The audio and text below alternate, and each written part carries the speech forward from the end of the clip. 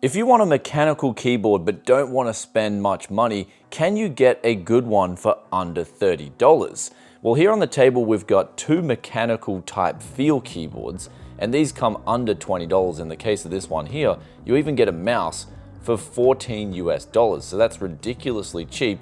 And then the last two here we've got come right on the $30 mark, but they offer real mechanical switches. Now, over 2 years ago, I did do a video looking at a few keyboards off Aliexpress, and to my surprise, I was really blown away by the value for money you were getting. Fast forward to now, however, and the brands that I picked in that video have either since raised their prices or they're just simply not for sale. So I've got 2019's what looks like top picks, but we're still got to unbox these keyboards, look at the features, look at the quality, and more importantly, play some games and type on them to see if they are indeed any good.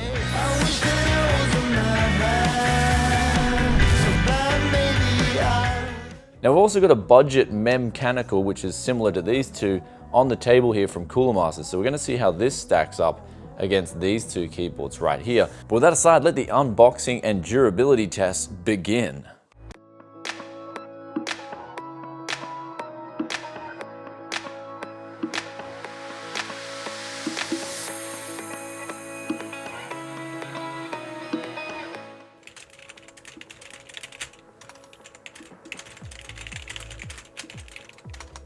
So the first keyboard now was the GTX 300, and I've got to warn you guys, I would stay well away from this keyboard and mouse combo. Both of these sets are just complete and utter garbage. I mean, the build quality on the keyboard is so cheap to the point where it's the lightest keyboard I've had come through here for a full-size keyboard. It comes in at just over 400 grams, but not only that, it's like literally like the base of the keyboard is warped before it's even got here. So when I put the feet up, it's got shake in it. Not only that, when I'm typing on it, my hands are bouncing up and down off the keyboard like a springboard. And then moving on to the mouse, the sensor is absolute garbage. And not only that, the cable is so short that it won't even run that far. So I've got an invisible mouse bungee that's not working that well. But also the rainbow lights are literally just like 5 LEDs at the bottom of the keyboard, plus an LED at the top. So it's really nothing special. I mean, it just looks so tacky, it feels tacky. But despite all that, the actual keys themselves are not bad to type on. Like, typing on this thing was actually decent. I could get over 100 words per minute consistently on it. And the mouse switches themselves, the actual switches they've used, feel quite good, and the scroll wheel's not half bad, as well as the middle click on it isn't too bad either. So the build quality lets this down big time. Like, I've got a retailer locally that does cheaper mice and keyboard combos that I would much rather any day of the week. So everything besides the actual switches they've used on this keyboard and mouse combo is complete garbage.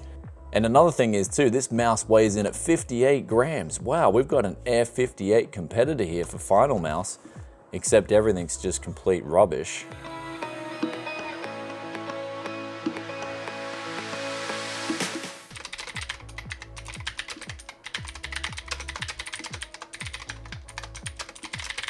So the next keyboard we've got up here is the K28, and this, although it's double the price of the previous keyboard we looked at, it's literally a night and day difference, where this one is actually decent build quality. It comes just under 700 grams, and it's got real mechanical blue switches. Now, I don't know the name of the switches they're using. There's actually no tagging on it, so usually you get like Cherry MX or Kales, but this is a brand I've never heard of. But typing on it was really good, consistently over 100 words per minute. The keyboard itself was a little bit elevated, does have the option to elevate it at the back. In this case, since it is a little bit elevated at the front here, I do recommend getting a budget wrist rest in combination with it. But other than that, very solid build quality. The keys themselves don't have hardly any flex in them at all, so they're pretty rigid. On top of that, you can also change the backlighting effects. However, keep in mind it is only a layer of white, orange, green, red, blue, and purple, so it's not really RGB. It's just they've used different lines of different colors to sort of make it sound like it's RGB. But other than that, very good for 30 bucks if you're looking for a mechanical keyboard.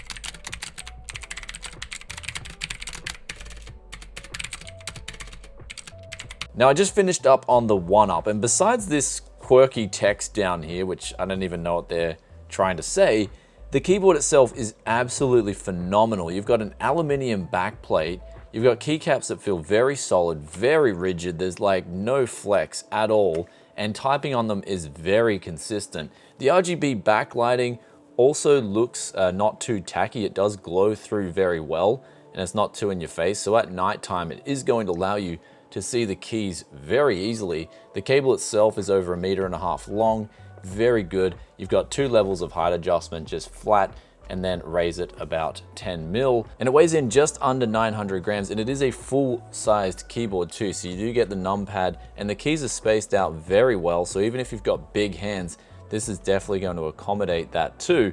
And they're using a switch called a zigzag. I'll put the text up on the screen. I don't know how to pronounce it, but the good thing is you can replace the switches if they become faulty in time, and they do give you 3 keys included, as well as a keycap puller, which works absolutely fine. So I'm really impressed with this keyboard, especially for 30 bucks.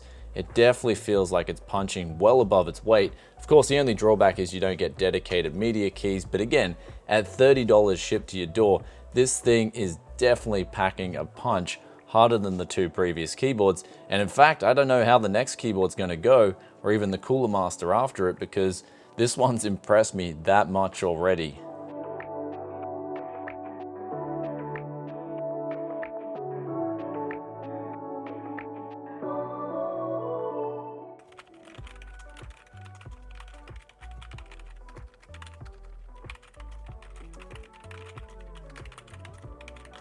And last up here, we've got the K40, which did say it had a mechanical feel, but that is complete lies. I mean, this thing is a pure membrane through and through, and it kind of feels like those 1990s membranes, very mushy style click. But other than that, the build quality is pretty good. This keyboard does look quite neat with the sort of black and white contrast going on here. And another benefit of these keys is that they are extremely quiet. So if you need to keep noise down at night, or you need to keep noise down in the office, then this keyboard is actually not a bad option for the money. But with that in mind, I was making the most typos by far with this keyboard versus the other 3 keyboards that I did test here in the studio. And on top of that, the feedback of the keys didn't feel good at all, but that's a personal preference thing. I mean, the other 3 keyboards here did feel a lot better to type on. But let's move over now to the Cooler Master combo, which does cost a lot more than all 4 of these combinations here. And I'll quickly test that out, and then we can come back with a conclusion to see what the winners and losers are of this comparison.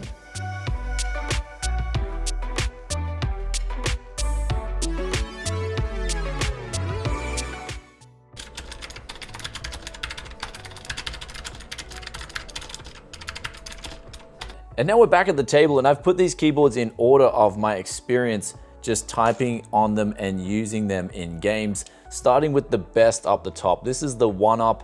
I was blown away by the actual build quality, the typing experience, and the rigidity of the mechanical keys they're using.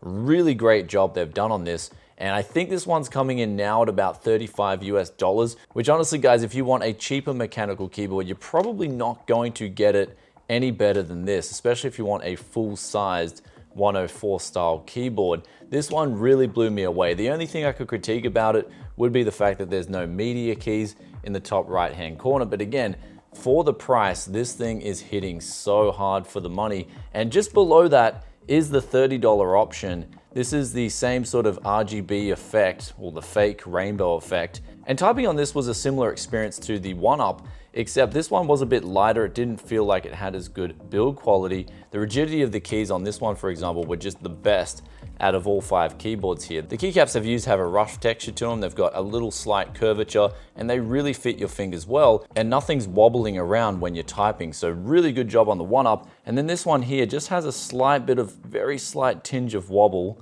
It's very, very subtle, and the keycaps that they've used don't feel as good as the OneUp. Though the K28, since it is lighter and it is a 10 keyless model, I could recommend this for someone who's traveling and still wants a good keyboard on the go, but wants to keep the weight in their suitcase down. Now coming in 3rd place is the Cooler Master MS121. This is a mechanical switch, But don't get me wrong, I don't think this is that good value for money at all. I think if you're going to spend this kind of money on this keyboard, I'd much rather recommend you a OneUp plus like a Logitech G102, which could be had for around the same money. You're gonna be getting a much better typing experience, much better mouse as well. Since the included mouse with the 121, it didn't feel that good. It had a very sort of low texture surface here, which on my mouse pad, the Corsair cloth mat, it wasn't moving around that well at all. The mechanical switches does leave a little bit to be desired, especially if you're typing day in, day out, and you need something consistent. I did make quite a few typos on this keyboard, as well as number 4 here. This is the Motto Speed, aka the K40. Now I did like the build quality of this, and I did like the white and black aesthetic. And if you need to keep noise down, this will be a decent option. But just like the MS121, the typing experience wasn't that good, and I was making quite a few typos. They do have a rough texture to them, and the rigidity of the keys themselves was pretty good. And then in last place, we have the most flimsiest keyboard I've seen in my life. Seriously, I almost thought this thing was like one of those rollover keyboards, like that you roll down on a mat, the nice squishy ones. It was almost that bad. It's got a very light weight to it, but besides all the bad points, I found typing on this thing was actually not too bad. It has a very thin and short cable length, coming in at that of about 1 meter, as opposed to the others which were all 1.5 meter and all had thicker cables, and in the case of number 2 that had a braided cable. But typing on this thing surprisingly wasn't too bad.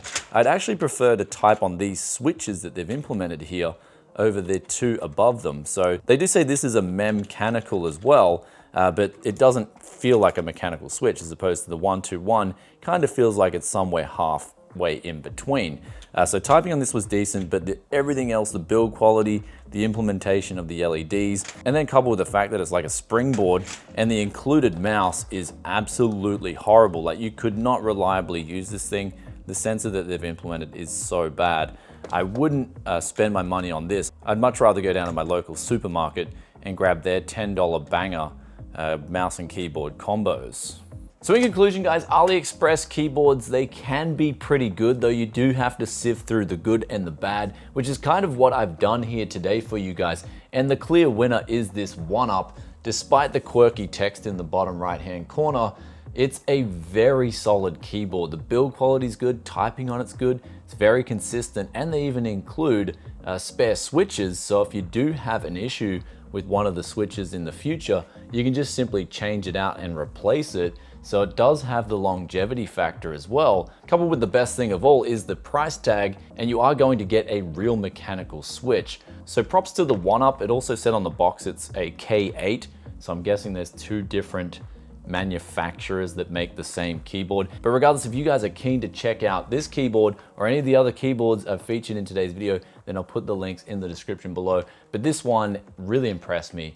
It's definitely a winner. And if you guys enjoyed this video, then be sure to hit that like button. Also, let us know in the comment section below, do you want to see more of these value bargain picks type videos? Because I can definitely make them happen for you. And if you're enjoying the content enough, you may wish to consider subscribing, hitting that bell notification so you get the videos the moment they drop. Or if you want a little inside scoop before it even gets to YouTube, be sure to check us out on Instagram, Tech Yes City, and I'll catch you in another tech video very soon. But also, if you've got a recommendation of your own, be sure to drop it in the comments section below and I can check it out, maybe for an updated video in the future, because what's popular in the next few months may be completely different in the next year, as we saw with that e-blue keyboard when I did the previous video. If you haven't seen that, I'll put the link up here, but the prices have changed, the stock levels have changed, and you can't get that keyboard at that price anymore. But this one, definitely a winner, and I'll catch you in another tech video very soon. Peace out for now.